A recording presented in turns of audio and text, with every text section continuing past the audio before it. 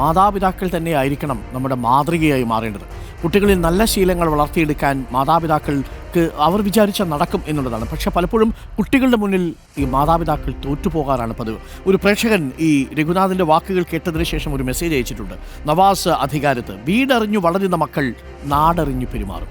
വീടറിഞ്ഞു വളരുന്ന മക്കൾ നാടറിഞ്ഞ് പെരുമാറും എന്നുള്ളതാണ്. ശരിയല്ലേ? നിങ്ങളൊന്ന് ആലോചിച്ച് നോക്കൂ.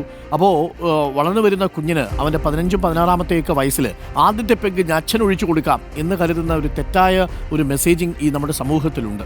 അടുത്ത കാലത്ത് ഈ കോവിഡിന് ശേഷമൊക്കെ പ്രബലമായ ഒരു ചിന്തയാണ്, ഒരു കാരണവശാലും അരുത്.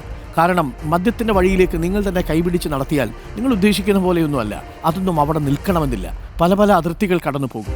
ഒടുവിൽ അമ്മയുടെ കഴുത്തിന് വാളോങ്ങി നിൽക്കുന്ന മകനോ മകളോ ആയി നിങ്ങളുടെ മക്കൾ മാറണമെന്ന് നിങ്ങൾ ആഗ്രഹമുണ്ടെങ്കിൽ നിങ്ങൾ ഒഴിച്ചു കൊടുത്തോളൂ. എൻ.ജി. രഘുനാഥൻ പറഞ്ഞതാണ് ഇതിൻ്റെ വാസ്തവം. വീട്ടിൽ നിന്ന് തുടങ്ങണം. വീട് അറിഞ്ഞു വളരുന്ന മക്കൾ നാടറിഞ്ഞു പെരുമാറും.